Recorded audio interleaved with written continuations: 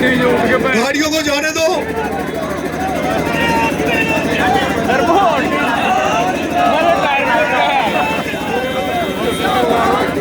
अब सुनो सुनो सुनो सुनो मेरे प्यारे भाइयों, राजस्थान में 7 विधानसभाओं में उपचुनाव हो रहे हैं और इन्हीं उपचुनावों के बीच में आपके बेटे ने, आपके भाई ने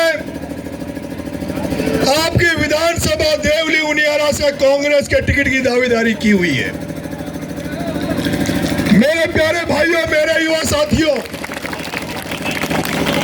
ये आपका बेटा, ये आपका भाई, ये आपका साथी, ये आपका दोस्त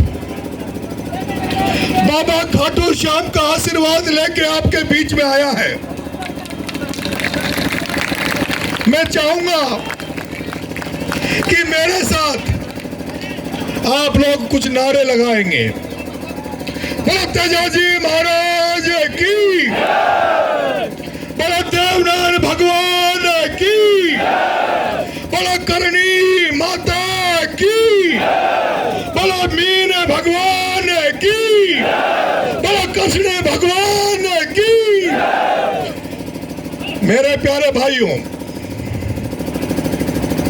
आज हम जहां खड़े हैं, ये जो आप मूर्ति देख रहे हैं बाबा साहब भीमराव अंबेडकर की, उस महान आत्मा की, उस महान पुरुष की, जिसने इस देश को संविधान दिया और संविधान देकर इस देश को एक चलने का मार्ग प्रशस्त किया, एक ऐसा मार्ग प्रशस्त किया जिसमें हर व्यक्ति को सम्मान मिले, हर व्यक्ति को मान मिले। एक बाबा साहब भीमराव अंबेडकर ने एक ऐसा संविधान बनाया जिसमें सभी वर्गों को सम्मान मिले। जो दलित भाई थे, जो दलित भाइयों को गांव में बारात में घोड़ी पर नहीं बैठने दिया जाता था, जो दलित भाई थे जिनको सामाजिक गांव में सार्वजनिक कुओं में पानी नहीं भरने दिया जाता था, जिनके साथ अछूत किया जाता था, उनको मुख्य धारा में लाने के लिए बाबा साहब भीमराव अंबेडकर ने इस देश को संविधान दिया। बाबा साहब भीमराव अंबेडकर ने उन आदिवासियों को जो जंगलों में रहते थे, जो पिछड़ गए थे, जो लोगों से कट के रहते थे, उनको मुख्य धारा में लेने के लिए उनको भी रिजर्वेशन दिया, आरक्षण दिया। और यही नहीं, अगर संसार में कहीं सबसे अच्छा कोई संविधान है तो इस भारत का संविधान है।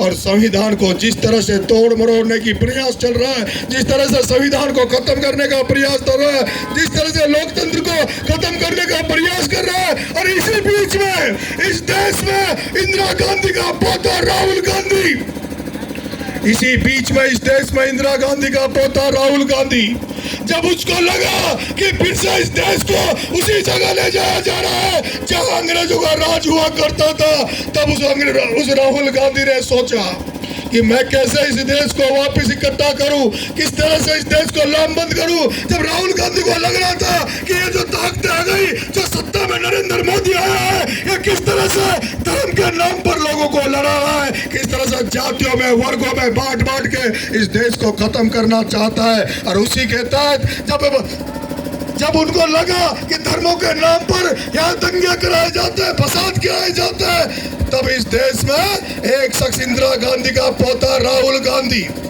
एक शख्स इंदिरा गांधी का पोता राहुल गांधी कन्याकुमारी से जम्मू कश्मीर तक पूरे देश में पैदल यात्रा करता है। और वो पैदल यात्रा इस नारे के साथ करता है कि भारत जोड़ो यात्रा, मोहब्बत की दुकान खोलेंगे, जो तोड़ने वाले हैं, जो फूट डालने वाले हैं, जो लड़ाने वाले हैं, उनकी दुकानें बंद करेंगे। और इस देश में सामाजिक सद्भाव का माहौल बनाएंगे। इस देश में जो भी धर्मों में लोग रहने वाले हैं उनको बराबर में बिठाएंगे, सबको साथ रहेंगे।